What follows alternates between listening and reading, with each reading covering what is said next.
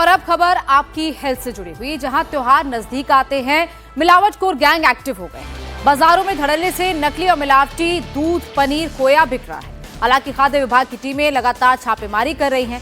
भारी मात्रा में मिलावटी और नकली खाने की चीजें पकड़ी जा रही हैं। यूपी के बुलंदशहर में टीम ने 1500 लीटर मिलावटी दूध और 200 किलो मिलावटी पनीर नष्ट कराया। तो उडुपी में रेड के दौरान एफडीए ने 10,000 किलो से ज्यादा केले जब्त किए, जिन्हें केमिकल से पकाया जा रहा था।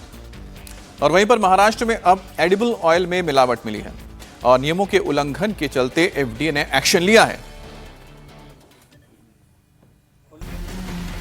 दूध में मिलावट की जा रही है, पनीर में मिलावट की जा रही है, सोयाबीन तेल में मिलावट की जा रही है और यहां तक कि केले में भी केमिकल का इस्तेमाल हो रहा है। यानी कुल मिलाकर बाजार से खाने पीने की चीजें खरीदना बीमारी को दावत देना है। और ये हम क्यों कह रहे हैं वो आपको अगले कुछ मिनटों में एक एक तस्वीर दिखाकर समझाते हैं। दूध पानी की तरह बहाया जा रहा है, पनीर पर मक्खियां बैठी हैं, गंदगी कितनी है वो आपको साफ साफ नजर आ रहा होगा। तस्वीरें उत्तर प्रदेश के बुलंदशहर की हैं, जहां अरनिया थाना क्षेत्र के डाबर गांव में खाद्य विभाग ने गणेश डेयरी पर छापा मारा। मौके से 2 क्विंटल मिलावटी पनीर और करीब 1500 लीटर मिलावटी दूध को नष्ट कराया गया। इसके साथ ही पनीर के नमूने लेकर जांच के लिए भेजे गए हैं और डेयरी बंद करवा दी गई है। ये डेयरी है गणेश डेयरी। मैं रेकी की थी तो ये पता चला था कि यहाँ पर कुछ अडल्ट्रेशन का काम चल रहा है। हालांकि जब हम मौके पे आए तो कोई भी अपमिश्रक या इस तरह की चीज बरामद नहीं हुई, लेकिन जो इनका स्टाफ है उन्होंने ये बताया कि इन्होंने दूध में एसएमपी मिलाया है और रिफाइंड मिलाया है और दूध बड़ी ही अनहाइजीनिक कंडीशन में रखा हुआ था। अजीब सी स्मेल आ रही थी, बहुत गंदी सी, वो खाने लायक नहीं था। तो एफबीओ ने खुद ही अपनी स्वेच्छा से उसको स्वीकार किया है और उसको फिर नष्ट कराया गया है। 1500 लीटर के करीब दूध है और 200 किलो पनीर है। तत्काल प्रभाव से इनका कारोबार रोका जा रहा है और रोकने के लिए इनको सख्त निर्देश दिए जा रहे हैं कि ये इस पर भी कोई कारोबार नहीं करेंगे, लाइसेंस इनका सस्पेंड किया जाए। अब आपको ओडिशा के कटक की तस्वीरें दिखाते हैं, जहां से 17 लाख से ज्यादा की मिलावटी पनीर जब्त की गई है। दरअसल खाद्य सुरक्षा विभाग की टीमों ने बाजार में पहुंचने से पहले पनीर की खेप ले जा रही करीब गाड़ियों को रोका, जिनमें से 7000 किलो मिलावटी पनीर और छेना मिला। हैरानी की बात यह है कि 7000 किलो पनीर में से सिर्फ 30 किलो पनीर ठीक पाया गया, जिसके बाद विभाग ने जब्त किए गए पूरे स्टॉक को नष्ट करवा दिया। दूध पनीर के साथ साथ सोयाबीन तेल में भी मिलावट का खेल चल रहा है। यानी जो लोग अच्छी सेहत रखने के लिए सोयाबीन तेल खाते हैं वो अलर्ट हो जाएं। गुजरात के पाटन जिले में क्राइम ब्रांच और खाद्य विभाग की टीम ने संयुक्त कार्रवाई की। सिद्धपुर जीआईडीसी में छापा मारकर 14,709 किलो संदिग्ध तेल जब्त किया गया। टीम को ऑयल टैंकर से 13,800 किलो एडिबल ऑयल मिला, जिसके बाद पैकिंग के लिए तैयार 40 तेल के डिब्बे जब्त किए गए। रेड के दौरान एक ट्रक से खराब तेल के 210 डिब्बे भी बरामद हुए हैं। मिलावटखोरी के धंधे पर बड़ी कार्रवाई करते हुए पाटन पुलिस ने सिद्धपुर में जो जीआईडीसी है वहाँ गामी फूड इंडस्ट्री पर रेड करते हुए तेल में मिलावटखोरी की एक बड़ा रैकेट चल रहा था, उसको यहाँ पे पकड़ा है।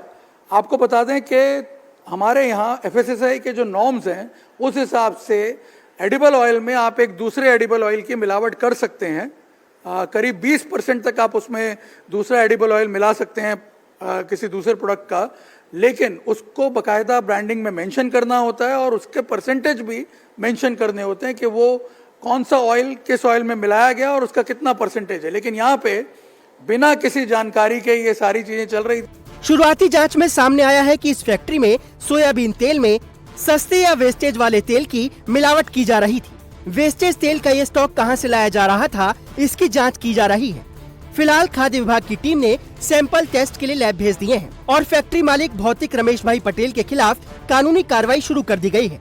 इस इंडस्ट्री में अलग अलग ब्रांड के ऑयल बेचे जा रहे थे और उसमें जो बचा हुआ ऑयल प्रिक्योर किया जाता था अहमदाबाद और बड़े शहरों में से, जो होटलों में ऑयल बच जाता है उसको प्रिक्योर करके लाया जाता था और मल्टीपल ऑयल जो थे अलग अलग ब्रांड्स के, उसको उसमें मिला करके किसी को सोयाबीन का ऑयल बता करके बेचा जाता था, कोई सरसों का ऑयल बता करके बेचा जा रहा था, या राइस ब्रांड बता करके बेचा जा रहा था। जैसे जब यहाँ पे बीती रात रेड हुई है, तब ये जो बड़ा टैंक है जहाँ पे रॉ मटेरियल स्टोर किया जाता है, यहाँ करीब 11,000 किलो 11 टन सोयाबीन का ऑयल जो है वो स्टोर करके रखा हुआ था। इसके सैंपल्स जो हैं वो फूड डिपार्टमेंट ने बाद में आकर के लिए हैं। एडिबल ऑयल में मिलावट के खिलाफ महाराष्ट्र के एफडीए कमिश्नर तुकाराम मुंडे भी एक्शन में हैं।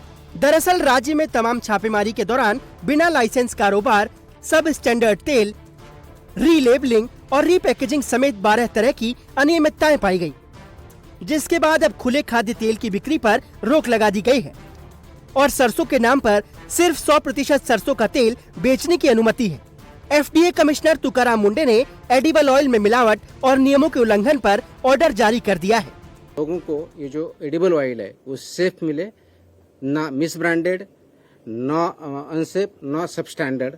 इसकी वजह से ये इम्प्लीमेंट करना जरूरी है और लोगों को भी पता होना जरूरी है कि उन्होंने क्या करना चाहिए। सजा ये है कि अगर ये अनसेफ पाया जाता है तो लाइफ इम्प्रिजमेंट तक का उनका प्रोविजन है, प्रावधान है।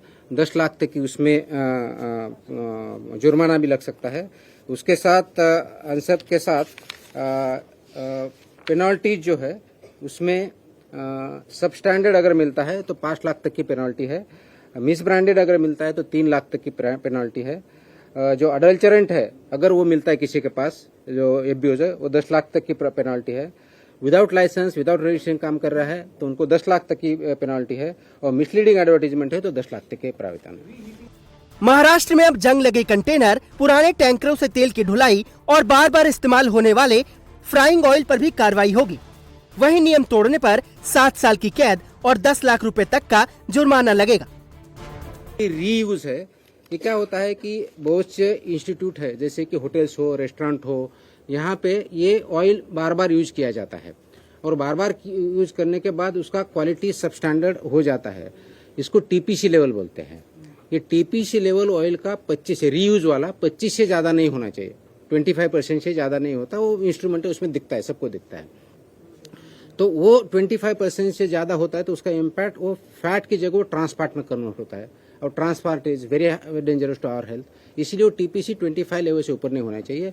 जो फ्रेश ऑयल है उसका टीपीसी लेवल 15 से ज्यादा नहीं होनी चाहिए। जो रीयूज है तो इसके लिए र्यूको गाइडलाइन है, reuse purpose use cooking oil guidelines है। उस हिसाब से देयर आर एनलिस्टेड वेंडर्स, उनको उन्होंने सेल करना है या देना है। आप अगर खुद को हेल्दी रखने के लिए फल खाते हैं तो आपको जानकर हैरानी होगी कि अब फल भी हेल्दी नहीं रहे, क्योंकि कर्नाटक के उडुपी से जो तस्वीरें सामने आई उसने सबको परेशान कर दिया। दरअसल खाद्य विभाग को सूचना मिली थी कि उडुपी में केमिकल का इस्तेमाल कर केला पकाया जा रहा है, जिसके बाद टीम ने एक ऑपरेशन चलाया और उडुपी के अलेयूर, केमथूर और डुगलीपाड़ू गांवों में उन दुकानों पर छापा मारा जहां केले को केमिकल का इस्तेमाल करके पकाया जा रहा था। टीम ने 10,890 किलो केले जब्त किए हैं, जिनकी अनुमानित कीमत करीब 8,71,000 रुपए है।